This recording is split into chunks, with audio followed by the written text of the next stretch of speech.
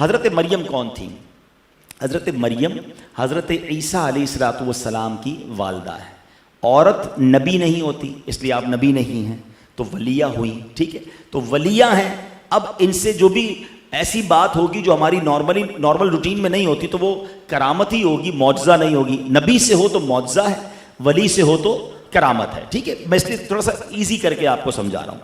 हज़रत ज़करिया अला नबीना वालिस्सलातु वस्सलाम, अल्लाह करीम ने उनको नबूवत के शरफ़ से नवाजा था, मगर उनके यहाँ कोई औलाद नहीं थी और बिल्कुल अब ज़ईफ़ हो गए थे, कमज़ोर हो गए थे और काफ़ी तवील उम्र भी हो गई थी।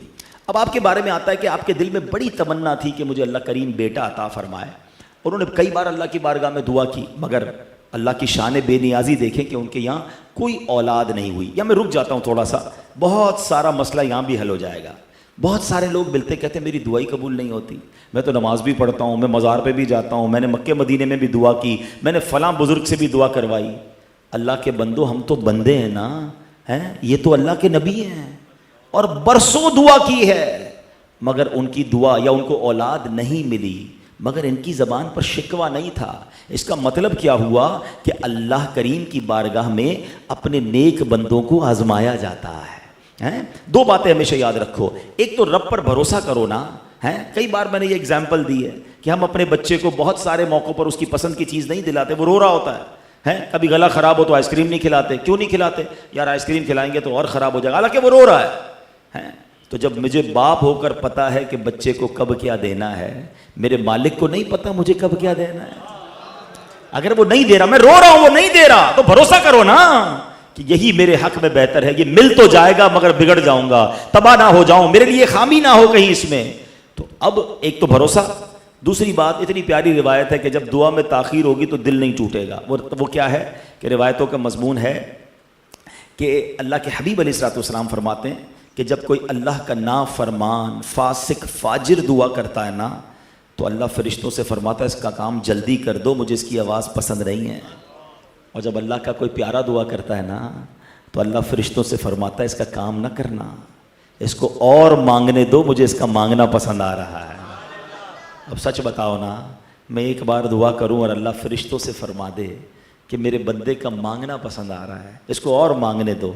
अरे ना हो मेरी कोई आरजू पूरी, अगर मेरे रब को मेरा मांगना ही पसंद आ गया तो इससे अच्छी मेरी ज़िंदगी वसूल हो गई ना। तो भरोसा किया करो रब पर, जल्दी ना मचाया करो, शिकवे ना किया करो। मैं हज़रत ज़करिया अल्लाह के नबी की बात कर रहा हूँ, ज़िंदगी गुजर गई दुआ मांगते हुए, या अल्लाह औलाद दे दे, नेक बेटा दे दे, औलाद नहीं हुई। अब एक बार हज़रत ज़करिया ने क्या देखा कि बीबी मरियम, उनकी एक महराब थी जहाँ वो इबादत करती थी बैतुल मुक़द्दस में। वो वहाँ गए तो उन्होंने देखा कि सर्दियों के अंदर गर्मियों के फल, या गर्मियों में देखा तो उनके पास सर्दियों के फल थे। कहा मरियम ये फल किधर से आए? कहा अल्लाह की तरफ से आए, अल्लाह की तरफ से मुझे रिस्क मिलता है। फल आ जाते थे महराब के अंदर। हैं?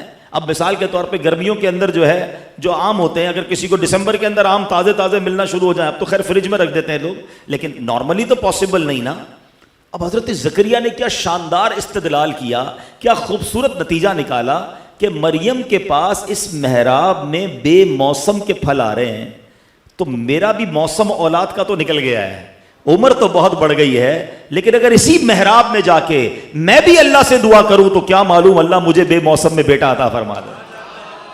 अब आप चले गए उस महराब में। अगेन ट्राई टू अंडरस्टैंड में जो सब, ये पूरा वाकया कुरान में सूरह मरियम में मौजूद है। आप इसको, मेरा मशवरा है, सूरह आले इमरान में, माफ कीजिएगा, सूरह आले इमरान की आयत नंबर 37 तक 41, लोग कहते हैं ना रेफरेंस दिया करो, तो ये आयतें पढ़ लीजिएगा और इसकी तफसीर भी पढ़ लीजिएगा। वह अजाइबुल कुरान गराइबुल कुरान किताब में इस वाक्य को बड़ा तफसील से बयान किया उन्होंने, अब्दुल मुस्तफ़ा आज़मी साहब ने। तो बहरहाल आप महराब में चले गए और वहाँ जाके आपने दुआ की, अल्लाह अकबर, अल्लाह करीम से दुआ क्या की, क्या अल्लाह तू बेमौसम के फल देने पर कादिर है, मेरी उम्र भी बढ़ गई है, मौसम तो नहीं बचा औलाद का, अल्लाह तू मुझे औलाद अता फरमा दे।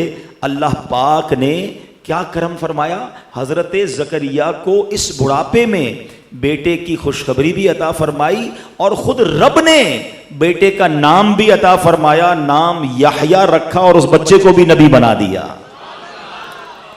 अगेन दुआ कहाँ की? महराब में। अच्छा, 2-3 मसले हल हो गए हैं, एक मसला हल नहीं हुआ इस एक वाक़े से। पहला मसला तो हल क्या हुआ कि दुआ में घबराना नहीं है, ताख़ीर हो जाए तो अल्लाह पर भरोसा रखना है। दूसरा मसला ये हल हुआ कि हज़रत मरियम कौन है? वलिया हैं। बेमौसम के फल आना क्या है? करामत है ना। तो करामत का सबूत मिल गया कुरान से, हैं? अच्छा, अब आ जाओ, हज़रत ज़करिया तो अल्लाह के नबी हैं, कहीं से भी दुआ कर लेते। लोग कहते हैं ना भाई क्या ज़रूरत है मज़ार शरीफ पे जाके दुआ मांगने की, क्या ज़रूरत है फला मकाम पर जाके दुआ मांग, अल्लाह तो सब जगह से सुनता है।